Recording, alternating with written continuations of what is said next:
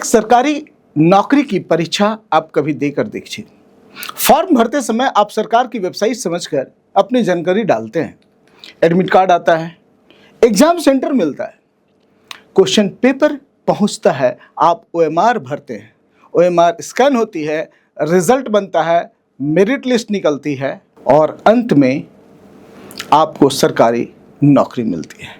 पूरी प्रक्रिया देखकर लगता है परीक्षा सरकार करा रही है, लेकिन अगर मैं आपसे कहूं कि इस पूरी चेन के कई महत्वपूर्ण हिस्सों के पीछे कोई सरकारी कर्मचारी नहीं बल्कि एक प्राइवेट कंपनी काम कर रही है, हो सकती है।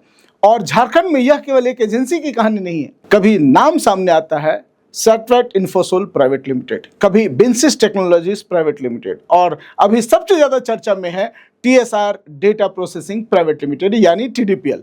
तो सवाल प्राइवेट कंपनी होने का नहीं है, सवाल है झारखंड में सरकारी नौकरी की परीक्षा का कितना हिस्सा प्राइवेट कंपनीज के हाथ में है।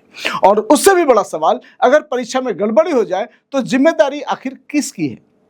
एजेंसी की, कमीशन की या उस व्यवस्था की जिसमें परीक्षा सरकारी है लेकिन उसके कई महत्वपूर्ण ऑपरेशनल हिस्से आउटसोर्स्ड हैं। आज इसी व्यवस्था को समझते हैं।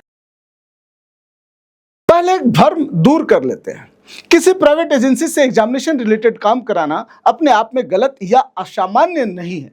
सोचिए, लाखों एप्लीकेशंस आए, उनका डेटा प्रोसेस करना है, फोटोग्राफ और सिग्नेचर मैनेज करना है, एप्लीकेशंस फिर रिकंसाइल करनी है, एडमिट कार्ड जनरेट करने हैं, एग्जाम सेंटर्स के लिए कैंडिडेट डेटा तैयार करना है, ओएमआर सीट्स प्रोसेस करनी है, रिजल्ट रिलेटेड डेटा तैयार करना है और कई एग्जामिनेशंस एक साथ चल रही है, एसएमएस और ऑनलाइन कम्युनिकेशन करना है। तो टेक्नोलॉजी और मैन पावर दोनों बड़े स्केल पर चाहिए।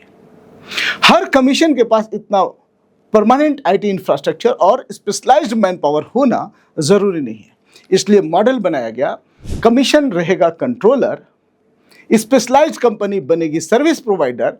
सिद्धांत में यह एफिशिएंट भी है, लेकिन झारखंड में असली सवाल थ्योरी का नहीं, इंप्लीमेंटेशन का है। अब झारखंड हाईकोर्ट का एक डॉक्यूमेंट देखिए। मामला था सेटवेट इन्फोसोल प्राइवेट लिमिटेड बनाम झारखंड स्टाफ सिलेक्शन कमीशन यानी जेएसएससी का। कोर्ट के दिसंबर 2024 ऑर्डर में जेएसएससी के 16 नवंबर 2021 के एक्सप्रेशन ऑफ इंटरेस्ट का उद्देश्य दर्ज है और इसकी भाषा बहुत महत्वपूर्ण है। कोर्ट ने रिकॉर्ड किया कि जेएसएससी विभिन्न रिक्रूटमेंट एग्जामिनेशंस की प्रक्रिया को एडवर्टीजमेंट और प्रोस्पेक्टस डिजाइन करने से लेकर application forms formatting, examination conduct और merit based final result publication तक कॉम्पिटेंट एक्सटर्नल एजेंसीज को आउटसोर्स करने के उद्देश्य से एक्सप्रेशन ऑफ इंटरेस्ट यानी ईओआई लेकर आया था। ध्यान दीजिए, यह सिर्फ कंप्यूटर किराए पर लेने की बात नहीं थी। कोर्ट रिकॉर्ड इसे broadly entire process of various recruitment examinations के आउटसोर्सिंग के संदर्भ में डिस्क्राइब करता है। यानी कैंडिडेट जिस सरकारी परीक्षा को देख रहा है उसकी ऑपरेशनल बैकबोन में प्राइवेट एजेंसी बहुत गहराई तक मौजूद हो सकती है और यह कोई एलिगेशन नहीं है। यह झारखंड हाईकोर्ट के जुडिशियल रिकॉर्ड में दर्ज प्रोक्योरमेंट स्ट्रक्चर है। अब कहानी और दिलचस्प होती है। उसी 16 नवंबर 2021 के ईओआई के तहत एजेंसीज को इम्पैनल किया गया। हाईकोर्ट के डॉक्यूमेंट्स बताते हैं कि सेटवेल इन्फोसोल प्राइवेट लिमिटेड इम्पैनल हुई और दूसरे हाईकोर्ट केस से पता चलता है कि बिंसिस टेक्नोलॉजीज प्राइवेट लिमिटेड भी इसी प्रोक्योरमेंट इकोसिस्टम में इम्पैनल हुई थी। बिंसिस के मामले में कोर्ट रिकॉर्ड कहता है कि जेएसएससी और कंपनी के बीच 3 जनवरी 2022 को जनरल एग्रीमेंट हुआ था और कंपनी को 3 वर्षों 3 जनवरी 2022 से 2 जनवरी 2025 तक के लिए इम्पैनल किया गया था। यानी हमें यहाँ पहली बड़ी बात समझ आती है कि झारखंड की एग्जामिनेशन आउटसोर्सिंग स्टोरी किसी एक कंट्रोवर्शियल कंपनी की कहानी नहीं है। यह एक वेंडर इकोसिस्टम है। कमीशन एजेंसीज को इम्पैनल करता है और फिर स्पेसिफिक एग्जामिनेशंस के लिए उनमें से एजेंसीज को काम मिलता है। अब एक एक्चुअल एग्जांपल समझिए। जेएसएससी ने पहले सेटवेल इन्फोसोल को इम्पैनल किया, लेकिन सिर्फ इम्पैनलमेंट से सीजीएल का कॉन्ट्रैक्ट नहीं मिला। झारखंड हाईकोर्ट के अप्रैल 2026 जजमेंट में पूरी चेन दर्ज है।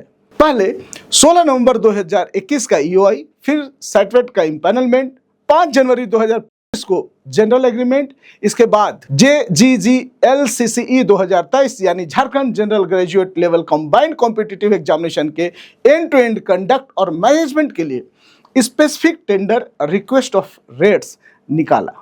सेटवेट की बिड सक्सेसफुल हुई। 15 जून 2023 को वर्क ऑर्डर या लेटर ऑफ इंटेंट जारी हुआ और अगले दिन 16 जून 2023 को स्पेसिफिक सर्विस एग्रीमेंट एग्जीक्यूट होता है। मतलब प्रोसेस रफली ऐसा था: expression of interest, empanelment, specific tender, successful bid, work order, agreement और एग्जाम। पेपर पर यह एक स्ट्रक्चर्ड प्रोक्योरमेंट सिस्टम दिखाई देता है, लेकिन फिर 28 जनवरी 2024 आया। सीजीएल एग्जामिनेशन हुई और एलिज्ड क्वेश्चन पेपर लीक के बाद 31 जनवरी को एग्जामिनेशन कैंसिल कर दी गई। इसके बाद एफआईआर हुई, इन्वेस्टिगेशन शुरू हुई और मामला कोर्ट तक पहुंच गया। जेएसएससी ने सैतवेल इन्फोशोल को 3 वर्षों के लिए ब्लैकलिस्ट डिबार करने की कार्रवाई की। कंपनी कोर्ट पहुंची, लेकिन यहां एक बहुत महत्वपूर्ण इंस्टीट्यूशनल पॉइंट सामने आया।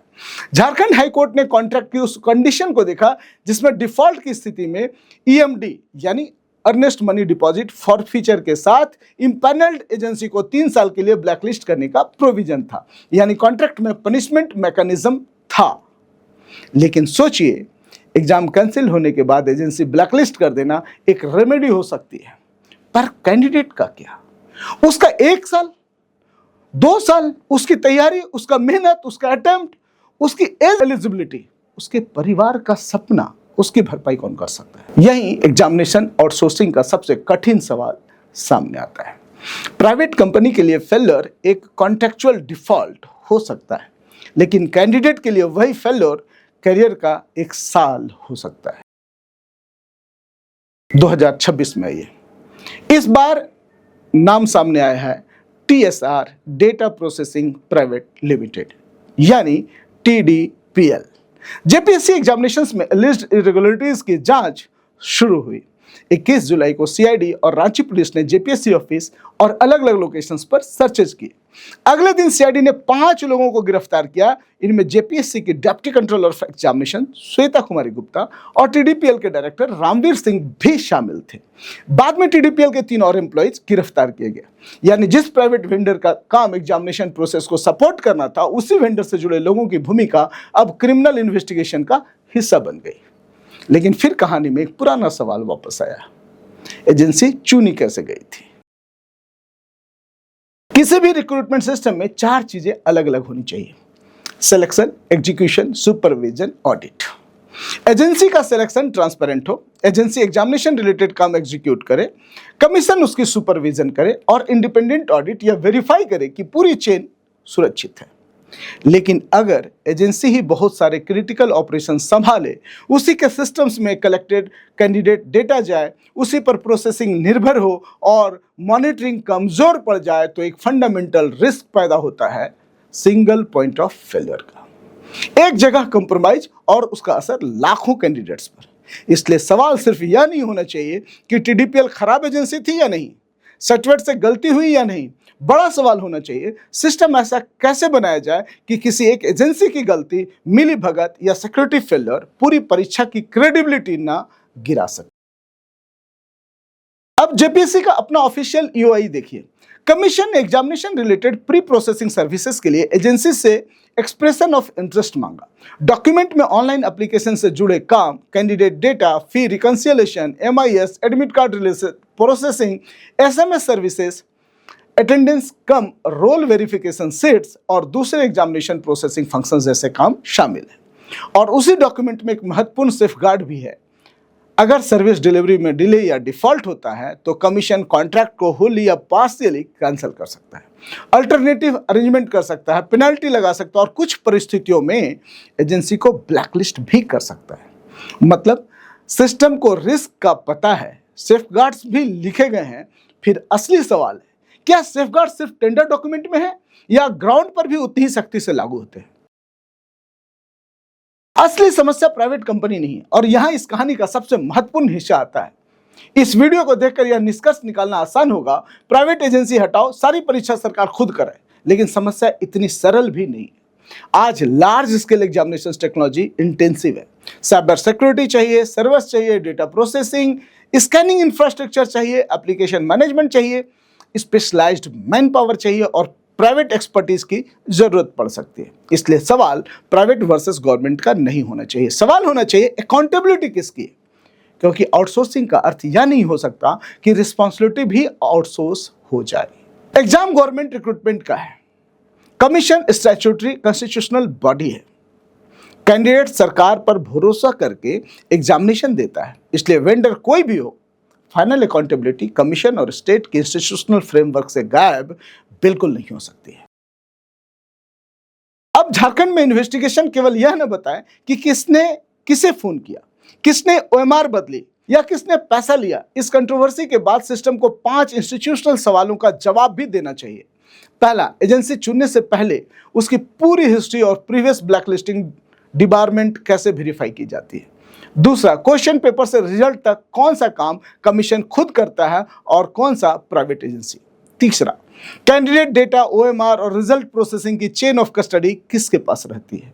चौथा, एजेंसी के काम का रियल टाइम इंडिपेंडेंट ऑडिट कौन करता है। और पांचवा, अगर एजेंसी फेल होती है तो सिर्फ एजेंसी ब्लैकलिस्ट होगी या उन अधिकारियों की अकाउंटेबिलिटी भी तय होगी जिन्होंने उसे चुना, सुपरवाइज किया और उसके काम को अप्रूव किया। झारखंड का युवा अब जेपीएससी या जेएसएससी का फॉर्म भरता है तो वह सत्वत को नहीं जानता, बिनसिस को भी नहीं जानता है, टीडीपीएल को भी नहीं जानता। वह सिर्फ 3 अक्षर जानता है, जेपीएससी या जेएसएससी। वह अपनी फोटोग्राफ देता है, अपना आधार रिलेटेड डेटा देता है, अपनी क्वालिफिकेशन देता है, फी देता है और सालों की मेहनत देता है, तैयारी करता है और फिर अपनी जिंदगी के सबसे महत्वपूर्ण कुछ घंटे एक एग्जामिनेशन हॉल में बैठकर बिता देता है। उसे फर्क नहीं पड़ता कि पीछे सर्वर किस कंपनी का है, ओएमआर कौन स्कैन कर रहा है, डेटा कौन प्रोसेस कर रहा है, क्योंकि उसके एडमिट कार्ड पर प्राइवेट कंपनी का भरोसा नहीं लिखा होता, वहां सरकार के कमीशन का नाम लिखा होता है। और शायद इस पूरी कंट्रोवर्सी की सबसे बड़ी सीख यही है, टेक्नोलॉजी आउटसोर्स की जा सकती है, लॉजिस्टिक्स आउटसोर्स की जा सकती है, डेटा प्रोसेसिंग भी आउटसोर्स की जा सकती है, लेकिन जवाबदेही आउटसोर्स नहीं की जा सकती। क्योंकि नौकरी भले एक कैंडिडेट को मिले, परीक्षा की निष्पक्षता पर भरोसा पूरे झारखंड का होता है और एक बार वह भरोसा टूट जाए तो अगली परीक्षा सिर्फ क्वेश्चन पेपर से नहीं होती, अगली परीक्षा पूरी व्यवस्था की होती है। आप देख रहे हैं द स्पीकिंग झारखंड और मैं अमित मोदी आपका होस्ट। शुक्रिया।